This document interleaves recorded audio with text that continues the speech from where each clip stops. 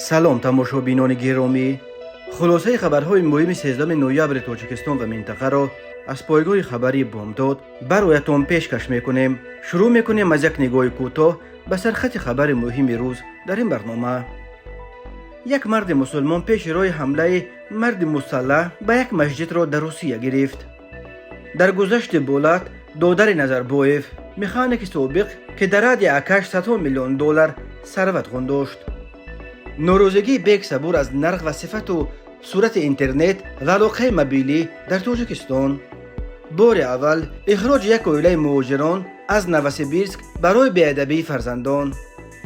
6 کشته بر اثر 3 صدمه مرگاور در بین 3 ساعت. و اکنون تفصیلات خبرها. بولات نظربایف دودر پرزیدنت سابق قزاقستان نورسلطان نظربایف روز 13 نوامبر سال 2023 در سن 70 درگذشت. سخنگوی پرزیدنت سابق اویدوس اوقیبای با تصدیق این خبر در صحیفه‌اش در شبکه توییتر خبر داد که بولات ابیشویچ نظربایف دودر پرزیدنت یکم جمهوری قزاقستان نورسلطان نظربایف بعد بیماری طولانی در سن 70 از عالم چشم پوشید. از این قبل سامانه قزاقی ریتال کایزت با تکیه به منبعش خبر داده بود که بولات نظربایف صبح 13 نوامبر به علت از تپش باز ماندن قلبش جان داده است. سال 2022 اطلاعی رسیده بود که در بدن بولات نظربایف سرطان گلو را تشخیص کردند که همراه با فشار بلندی، ترومبوز و دیابت او را از پای افکند. ماه اوگوست سال 2022 یک بنیاد مربوط به نورسلطان نظربایف حتی مجبور شد که رسما آوازه ها درباره مرگ بولات نظربایف از بیماری سرطان گلو را رد کند. این آوازه ها در پی نشر یک ویدیو در رسانه ها نزدیک به مقامات پیدا شد که در این ویدیو گفته می شود که دودر نظربایف سخت بیمار بوده با بچه معیوبی حرکت می کند. 4 نوامبر سال 2023 رسانه های قزاقستان خبر دادند که دودر نظربایف را در بیمارستان مرکزی کلینیکی شهر الماتا بستری کردند. برخی رسانه ها نوشتند که بولات نظربایف را در پی سکته قلب تکراری به اینجا آوردند. بعدا گزارش شده بود که احوال او بدتر شده است و گرده هایش کار نمی کنند. نورسلطان نظربایف که تابستان امسال سن 83 را پر کرد. از سال 1989 تا سال 2019 قریب 30 سال رهبر اول قزاقستان جمهوری پساشوروی از لحاظ قلمرو از همه بزرگ و از لحاظ مدنی های طبیعی از همه بای آسیای مرکزی را در دست داشت. در عهد او خویش و تبار سرشمارش با شمول هر 3 دختر و دامادها و قده‌هایش، برادران و جیانهایش و دیگر خویشاوندانش ثروت‌های انگفت جمع آورده، برخیش مولتی میلیونر و برخیش حتی میلیاردر شدند.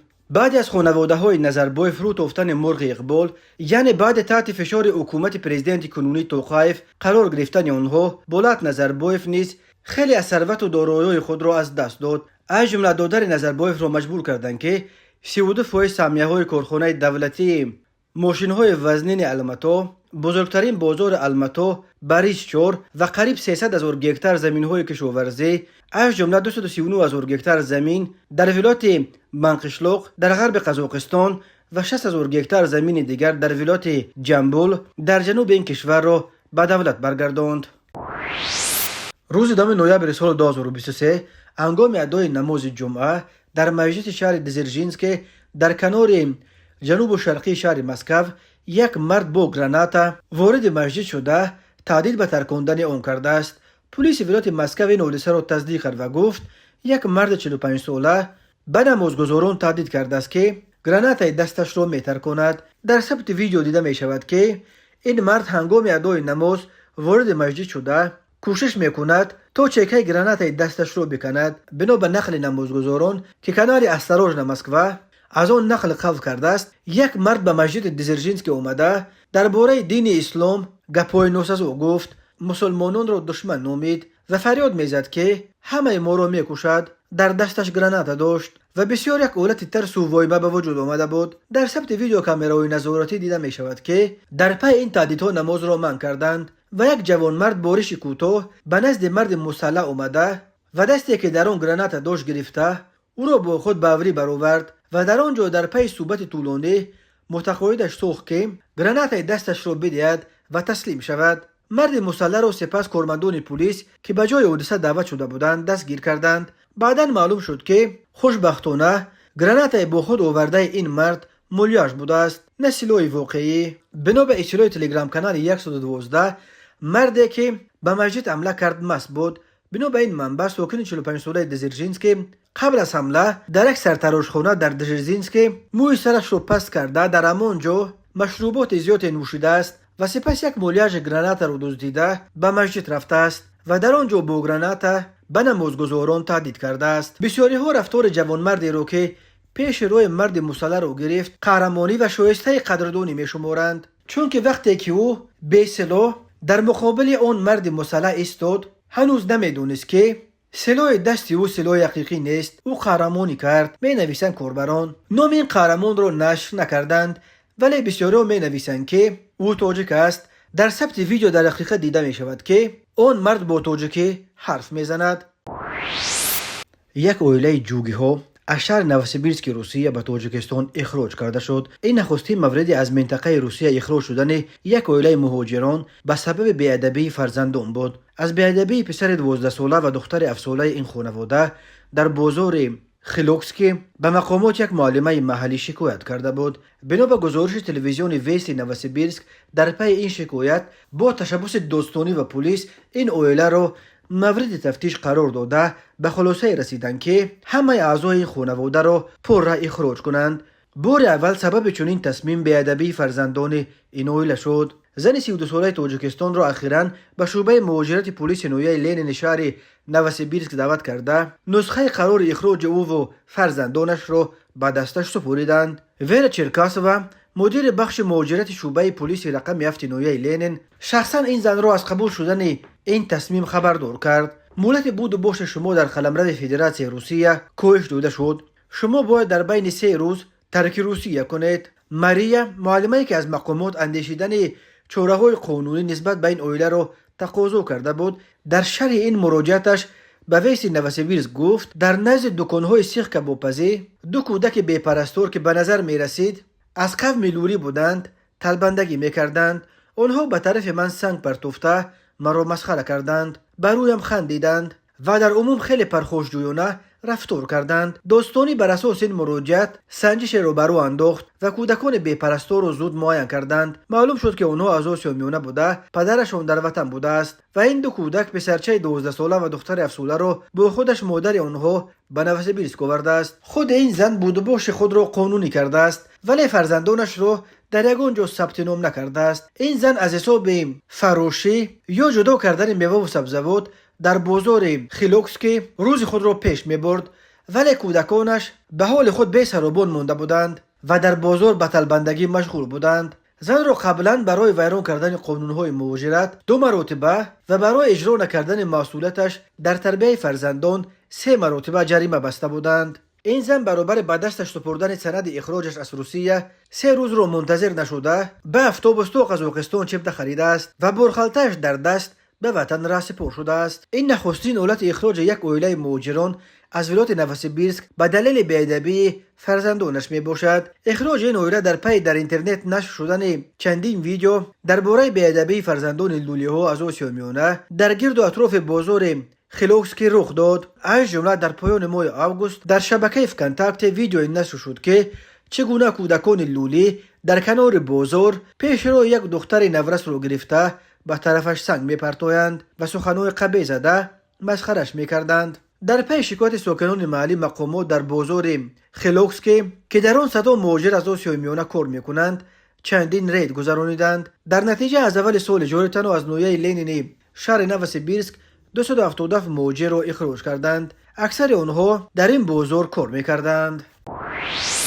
در شبکه‌های اجتماعی یک ویدیو درباره سفر حج یک ساکن نویه عبدالرحمن جامی ولایت ختلان با نام محمد کریم نشر شده است که در این ویدیو ادعا می شود که این زائر قبل از سفر حج 18 سال تمام سر زانو را می گشت و با پایه‌های خود را گشته نمی توانست، ولی در جریان سفر حج با قدرت خدا 2 بار رهگردان شده است. ویدیو لحظه روی زانوهای حرکت کردن و با عذاب و زینه‌های هواپیما بلند شدن یک زائر و سپس همچنین با عذاب و زینه‌ها پایین فرآمدن او را نشان می‌دهند و نواربردار سفر این مرد معیوب را همچون نمونه عبرت توصیف می‌کند و می‌گوید در حالی که برخی مردم با پای روان از رفتن به سفر حج اصطلاحاً می‌کنند این مرد معیوب آماده است که روی زانوهایش با عذاب رو رفته زیارت خانه خدا رو کند. در ادامه نوار در سن مسجد پیامبر همان نواربردار با گروه از زائران تاجیک صحبت میکند و یکی از آنها که خود را محمد کریم معرفی میکند و شادیش را پنهان کرده نمیتواند، به گفته نواربردار همان نفر است که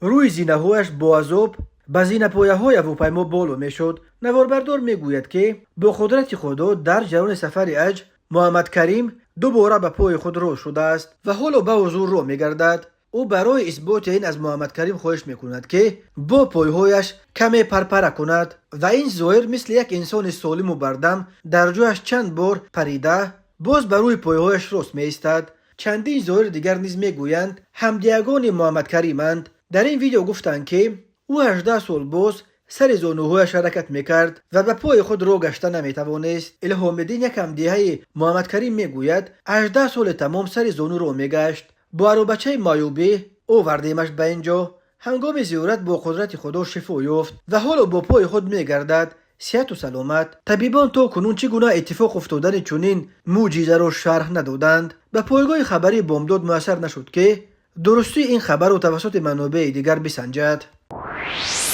تماشابینان عزیز، یادآور می‌شویم خلاصه مهمترین اخبار تاجیکستان را از پایگاه خبری بامداد تماشا دارید. برنامه را ادامه می‌دهیم.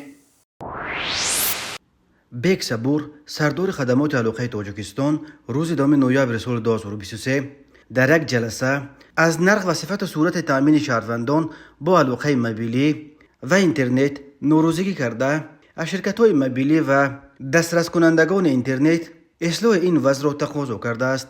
در 3 هفته آخر این علاقه سومین جلسه بیگ صبور با مسئولان سوای علاقه و نمایندگان شرکت‌های موبیلی و پروایدرها، بانک‌ها و شرکت برق تاجیک بوده. چنین به نظر می‌رسد که بیگ صبور جداً در پی اصلاح وضع در سوای علاقه جمهوری شده است. بیگ صبور که خدای پرزیدنت تاجیکستان امامعلی رحمان است، از سال 2003 اینک 20 سال باز رهبری سوای علاقه جمهوری را در دست دارد و تا کنون برای بی‌عملیش در این مقام و تبدیل این اداره به یک فیلال شرکت خانه‌سازی و خانه فروشیش تنقید میشد.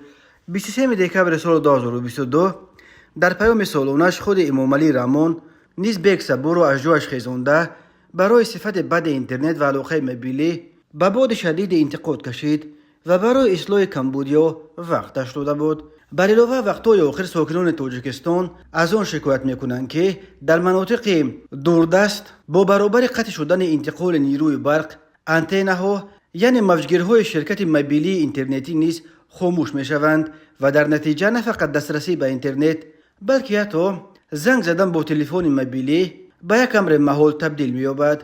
یادآور میشویم که از پایان ماه سپتامبر به این طرف در تاجیکستان لیمیت شدید نیروی برق جاری شده بجز از چندین شهر بزرگ و ولایت مختار کوهستان بدخشان که شبکه تامین برقش از شرکت برق تاجیک جداست، در باقی مناطق کشور به اهالی و کارخانه ها در شبانه روزانگی چند ساعت برق میدهند.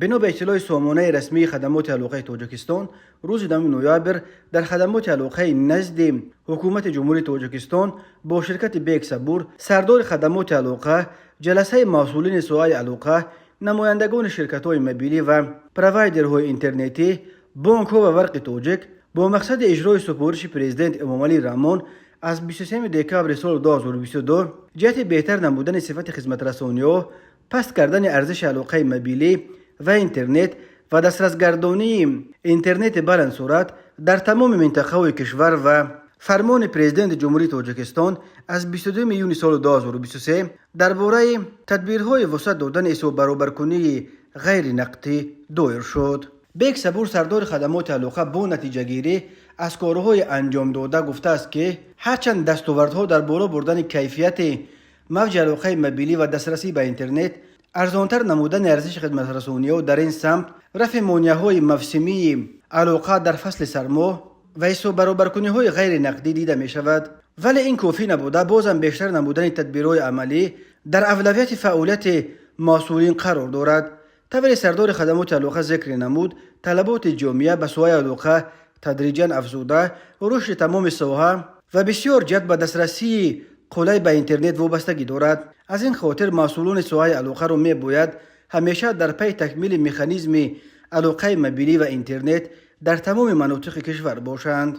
اما معلوم نیست در شرایطی که در کشور لیمیت شدید برق جاری است این کارها چگونه میتوان انجام داد. قرار معلوم علاقه موبیلی و اینترنت با کمر یا چوب و هیزم رشد دادن تقریبا امکان ندارد.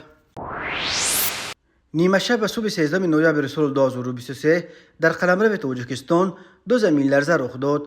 کمیته حالتهای فوق‌العاده تاجیکستان با استناد به معلومات خدمات ژئوفیزیکی اکادمی ملی علم‌های جمهوری تاجیکستان خبر داد که زمین لرزه اول شب 13 نوامبر سال 2023 ساعت 00:54 دقیقه به وقت محلی ثبت شده است. به گفته این منبع، مرکز آفات طبیعی در 215 کیلومتری شمال و شرق شهر دوشنبه و 15 کیلومتری شمال و شرق مرکز نویه تاجیک‌آباد جایگیر شده.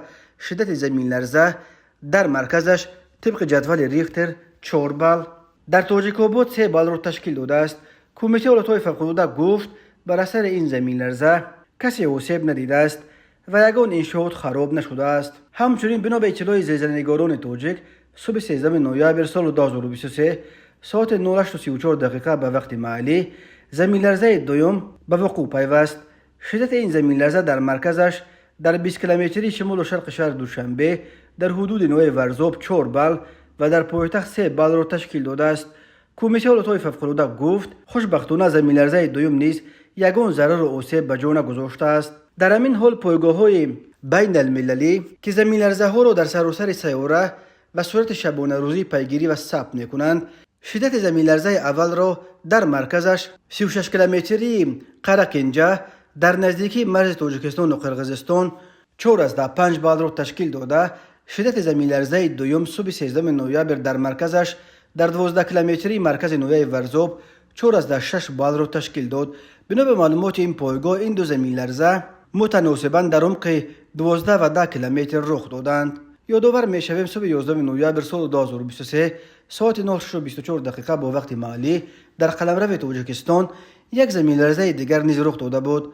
به معلومات خدمات ژئوفیزیکی اکادمی ملی علم‌های جمهوری تاجیکستان شدت این آفت طبیعی در مرکزش 31 کیلومتری جنوب و شرق شهر دوشنبه، 22 کیلومتری شهر نورک 4 بال و در شهر دوشنبه 3 بال را تشکیل داده است. تاجیکستان در یک منطقه زلزله‌خیز قاره آسیا جایگیر شده هر سال در قلمروش صدها زمین جنبی ثبت می شود.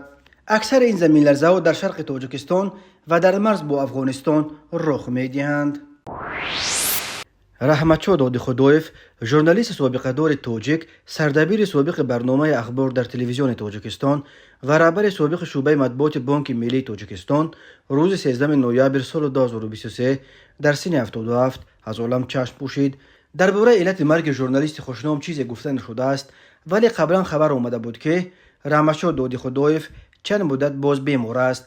بنا به اطلاع ژورنالیست تاجیک خلوتشاه محمود، مراسم نماز جنازه رحمتشاه داد خدایف روز 14 نوامبر ساعت 2:00 دقیقه در مسجد محله یکچنار شهر دوشنبه برگزار می شود. رحمتشاه داد خدایف 1 اپریل سال 1946 در دهه جاوید نویه ونج ولایت مختار کوهستان بدخشان به دنیا آمده است. او بعد ختم صنف 7 تحصیل را در آموزشگاه هنرآموزی رقم 11 شهر چپتوره نویه ایسار دوام داده. آن را سال 1964 ختم نمود. سال 1965 به شعبه شبانه رشته فیلولوژی تاجیک دانشگاه دولتی تاجیکستان داخل شد. برابر تحصیل کار میکرد. اول ساختمانچی، چلانگر کارخانه ترمیم ماشین ها، معلم. از سال 1967 کارمند روزنامه کمسمول تاجیکستان و سال 1969 تا سال 1992 در کمیته تلویزیون و رادیوی جمهوری به صفت محرر برنامه‌های موسیقی رادیویی، محرر کلان،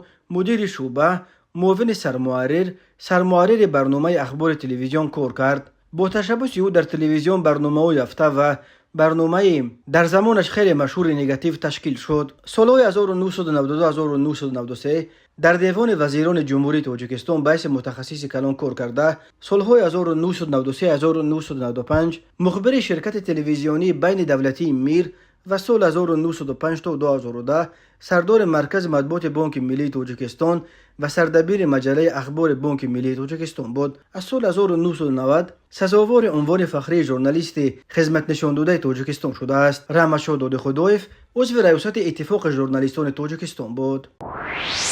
مرکز مطبوعات وزارت کارهای داخلی تاجیکستان خبر داد که شام 8 نوامبر سال 2023 در بین همگی 3 ساعت بر اثر 3 صدمه مرگاور در حدود ولایت سوخت 6 نفر به هلاکت رسیدند. از جمله شام 8 نوامبر سال 2023 تخمینا ساعت 17:50 راننده ماشین تمغه دولان رضوانوف علی مردان سال تولدش 1988 ساکن نویه مومن‌آباد هنگام حرکت در شورای دوشنبه خوجند چناق در حدود شهر استرفشن به خطری حرکت راه را تامین کردن نتوانسته به سمت مقابل حرکت راه برآمده به ماشین تمغه خوندای تحت اداره راننده حیات و فردوس سال تولدش 1971 ساکن شهر دوشنبه برخورده است. در نتیجه راننده خوندای حیاتوف و مسافرانش سید حلیم و دولت بی و سیفالدین و میجگانه سالهای تولدشان 1983 ساکنان شهر دوشنبه جراحت‌های وزن جسمانی برداشته در جای حادثه به هلاکت رسیدند.